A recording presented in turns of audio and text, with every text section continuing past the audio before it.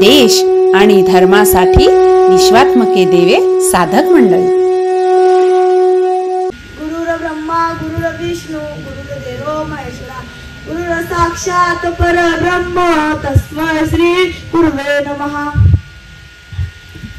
आज आपण सर्व सच्चिदानंद श्री श्रीपाद बाबा यांच्या पुण्यतिथी सोहळा निमित्त जमलेलो आहोत। मनुष्य जीवनामध्ये काय करावे हे आम्हाला माहिती नव्हते। मनुष्य जीवनाचा उद्देश काय हे आम्हाला माहिती नव्हते। बाबांच्या भविष्य जीवनामध्ये आलेलं आम्हाला कळले की भक्ती केली पाहिजे। भक्ती अनेक प्रकारची असते, जसे की मातृभक्ती, पितृभक्ती आणि स्वामी भक्ती आणि ईश्वर भक्ती आणि देशभक्ती। सिद्धार्थ संग्रह या ग्रंथातील देशभक्ती याच्यावर चिंतन करू।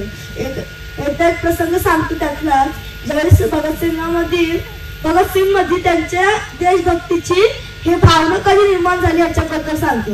एकदा काय होतं, त्यांच्या घरामध्ये बंदुका असतात, ते बंदुकाचं निरीक्षण करतात आणि त्या बंदुका उचलतात आणि शेताकडे घेऊन येतात। तिथे शेतामध्ये खड्डे खाजून त्या गाडाला लागतात। तर त्याचे वडील तितके देतात, म्हणतात अरे बाळा भगत काय करतो? तर ते म्हणतात की बंदुका गाडतोय। तर ते म्हणतात की बंदुका गाडतील तर बंदुकांचे फळ लागतील, तर ते खाणार कोण? तर ते म्हणतात इंग्रज खाणार, कारण की ही त्यांच्यामध्ये अशी भक्ती निर्माण झाली। बऱ्याच दिवसांनी ते मोठे झाल्यानंतर मग त्यांना इंग्रजांनी फाशीची सजा सुनावली। ही गोष्ट त्यांच्या मित्रांना व आईला कळाली। त्यांची आई खूप रडू लागली। आई रडली म्हणून ती भगतसिंगांना त्यांच्या मित्रांनी जाऊन सांगितले की तुझी आई रडतीये। तर त्यांनी आईला बोलवून घेतले आणि सांगितलं की आई, जर तू जर रडशील तर मग मी जाऊ कसं? मी फाशीला चालले, उद्या मी आज फाशीला जाईन, उद्या भारताला स्वातंत्र्य भेटेल। तर भारत मातेला आनंद होईल की माझ्या लेकामुळे आज भारताला स्वातंत्र्य भेटलंय, तर मला फाशी जाऊ दे। जर तू रडशील तर इंग्रजांना काय वाटेल की रडक्या आईची रडका मुलगा असं समजतील। त्यांच्या मधली हिंमत जागल, अन्याय वाढेल, तर हे नको, रडू नको आणि मला फाशीवर जाऊ दे।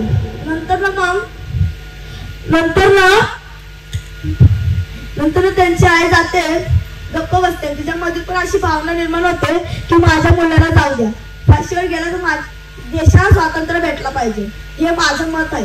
नंतर मग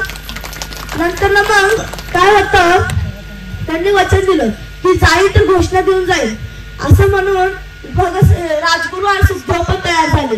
नंतर दिवस गेले, तो दिवस उजाडला, बरोबर 7 वाजता इनकलाब जिंदाबाद, इनकलाब जिंदाबाद असं बोलतच त्यांची आई घोषणा कानावर पडताच आई बाहेर आली आणि म्हणाली, बाहेर आली भक्ती तर फाशीच्या दोऱ्यासमोर काळा कपडा तोंडावर झाकला, ते काठी वरताचा ते भगतसिंग सुखदेव राजगुरू त्या ईश्वराला अर्पण झाले।